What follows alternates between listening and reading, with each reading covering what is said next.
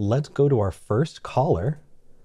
Let's talk to Michael in New York. Michael, you're on SkepGen.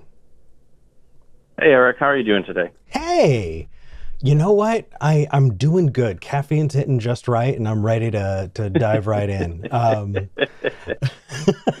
Hey, it's important. It's important.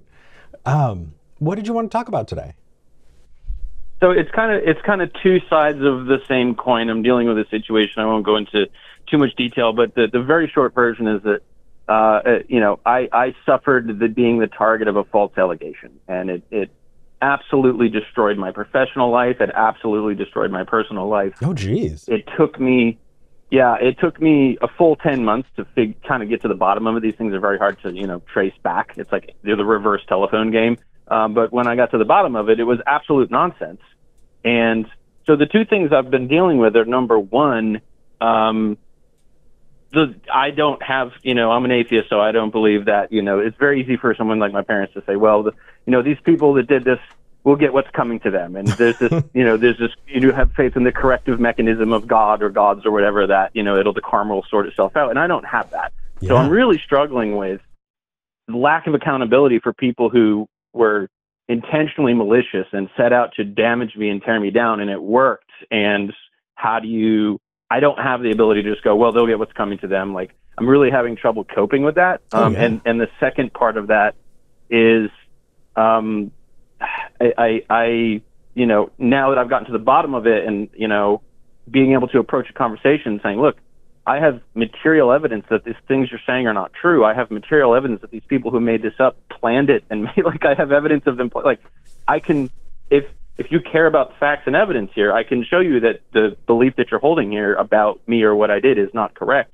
But it's been like screaming into a void because people really seem to have made up their minds and they don't care about evidence. They don't care about the facts. They don't care about my side of things. And I'm an engineer. I'm a very, process-based, evidence-based guy. And so I don't even know how to start a conversation with someone who does not care that they're wrong. So those are two very big questions, and thanks for hearing me out. But any comments you have would be certainly well received. Oh my. Okay. Yeah, that is quite a bit. Let me break that apart a bit. So I think the first thing is I'll go into least to most satisfying to hear. I think that's how I'll break it up. I think something that really, really sucks is that there is no cosmic justice, there is no hell, and terrible people who do terrible things get away with it. And I absolutely hate it. It does help knowing that the other side of it is that bad things happening to good people isn't by design either. And so one of the things that I remind myself is that I live in a world that, we just got to watch out. It doesn't matter how nice of a person you are. It doesn't matter how good of a neighbor you are. Bad things happening to you is not because you deserve it, but just because we live in a random world. But as far as the concept of a cosmic justice, it reminds me, when I was first really interacting with kind of non-believer spaces, and I heard somebody say that religion is an organization that tells you you're sick to sell you the cure. It breaks your leg to sell you a crutch. And the idea of cosmic justice or of a heaven or of a hell are these concepts that sound great, and you get sold on it. And even if it was never true, you feel the loss. If I were to tell you that you're going to win the lottery next week, and I really tell you to the point that you believe me, when you don't win the lottery next week, even though you were never going to, the fact that I promised you that and you believed that, you feel a loss, even though you never had it in the first place. And that is it is a type of damage that people don't think about. When people talk about Pascal's wager and, oh well, you gain or lose nothing by believing. You gain everything by believing, you lose nothing. Well, what you lose, what you have to deal with is the religious trauma of needing to unlearn things. It's kind of the same as experiencing loss and death.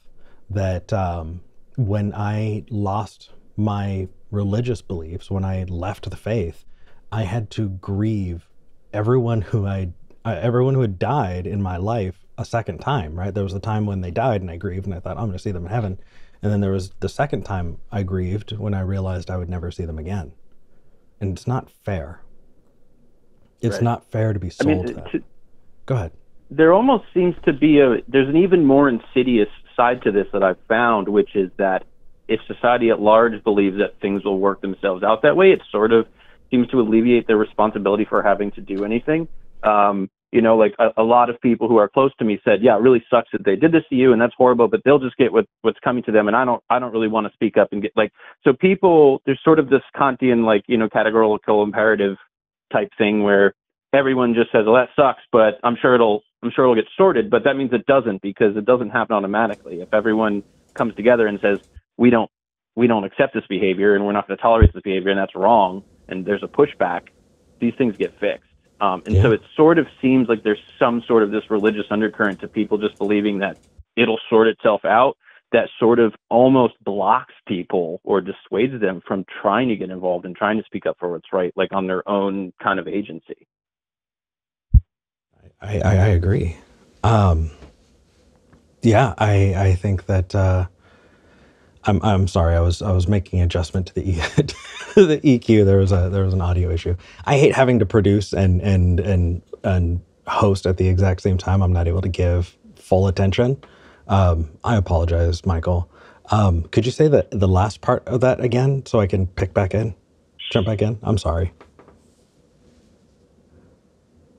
Michael. Oh, Full attention. let me see. Michael, can you hear me? I can now, yes.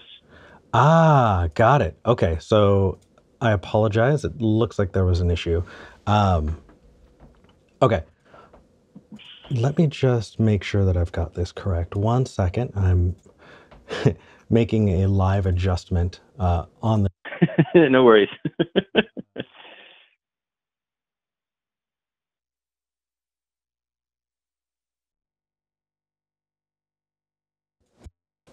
Michael, can you hear me? Yes, I can. All right, good. Okay, sorry about that. That's Okay, okay, no problem. so what I was saying was I had to split my attention for a minute. Could you repeat yourself at the end there? I had to make an adjustment to the audio, obviously, and I lost the end of that train of conversation. Yeah, of course, no problem. Thank Yeah, I you. was just saying that it seems that everyone having this faith that, the justice will automatically exact itself. It seems to sort of be a deterrent or like an excuse for people not to get involved and to speak up and say, hey, that's not right. Because if you believe that the mechanism is like, self-exacting or whatever, and I don't believe that. I think we have to create justice, and I think we have to speak up when something's not right. But I've encountered so many people throughout the situation saying, yeah, that's terrible, but they'll get what's coming to them. But, I don't really feel like I should be speaking up. And so I think it sort of causes a bigger detriment to society as a whole, because it seems to dissuade people from, using their voice when there's something that's wrong that's happening. Yeah, you're absolutely right. Isn't it nice to know that that it's just going to get taken care of, and those bad people are going to get what's coming to them, and those good people are going to get rewarded in some other way. It's this karma idea. I think the only version of that I've ever really agreed with is when I was very involved in other atheist communities. There were some really crummy people, and I kept quiet. I didn't want to make things worse for myself. I didn't want to get bullied, and so I didn't say anything. I didn't speak up, and I just sat back and wound up just kind of leaving. But what wound up happening is those people who were bullies turned their attention to others and bullied them instead. And eventually they were found out for being the crappy people that they were. And so, yeah, the only kind of, karma, quote unquote, that I've really interacted with is that people are going to be shitty. Shitty people are going to be shitty after they've been shitty to you. And you're not, if, even if you're feeling alone now, you're not going to be alone forever. I'm really, really sorry that you dealt with that. But what I can tell you is that those people who absolutely fucked you over, they're not, if that's in their character, they're going to do it to others. And before you know it, they're going to be seen for who they are. But unfortunately, it also means that people like you and I have got to pay the price. The best I can say is, dwelling on it can make it harder for you to move on. I know dwelling on it made it harder for me to move on. So you kind of have to balance between how much you want to see that justice versus the toll that it will take on you, I do know. Yeah, it's definitely, it's impacted my health. It's impacted my, my intimate relationships. There's, Yeah.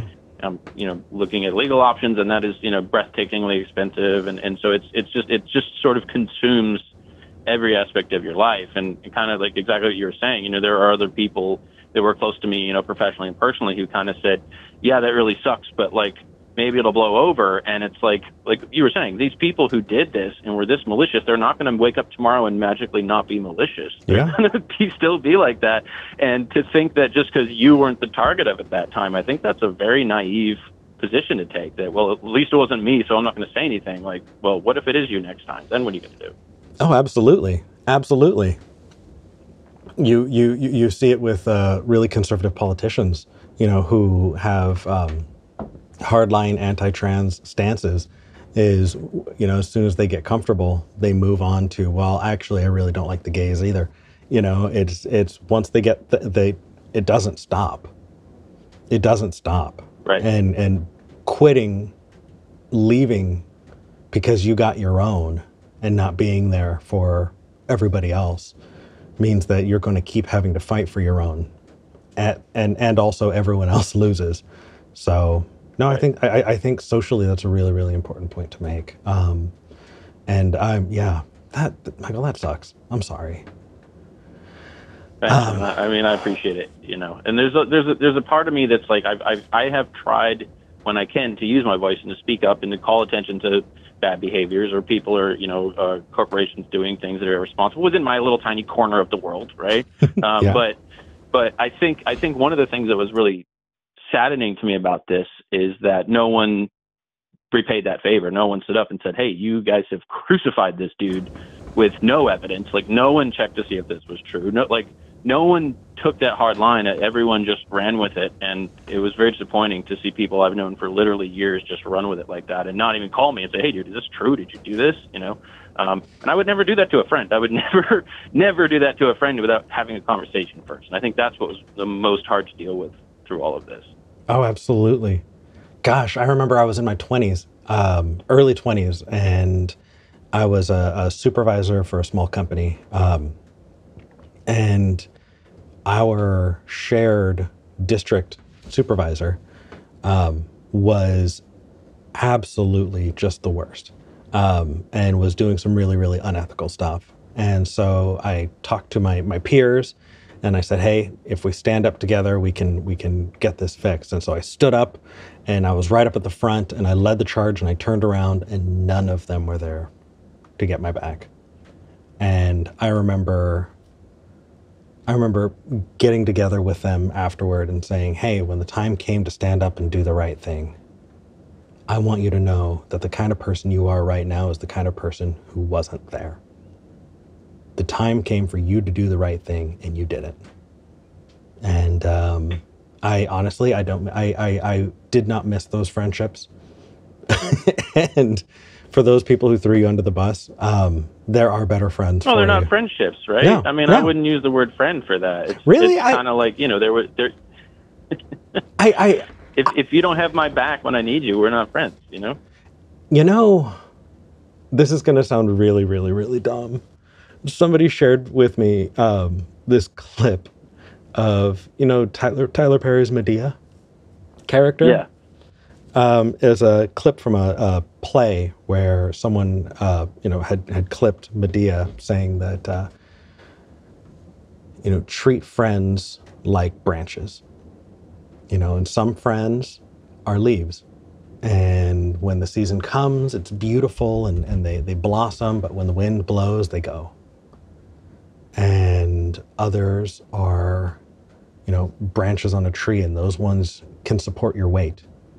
You don't hold your weight on the leaves. You just appreciate them for what they are. And those branches can hold, but they're not going to be there forever. And so you don't lean on them super hard. And then you have those very, very few friends, maybe one or two, who are roots, who are there to support you, and grow you no matter what. And it's not necessarily about cutting everyone out until you only have roots, but it can be about just understanding that not all friends are friends who are going to be there forever.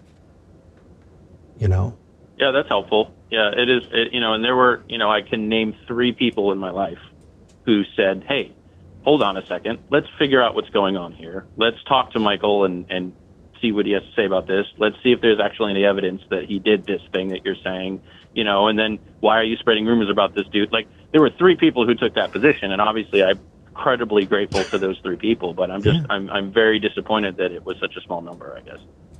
Yeah. Well, hopefully that can inform the investment that you give into those people, that, For sure. fair weather friends aren't going to be there forever.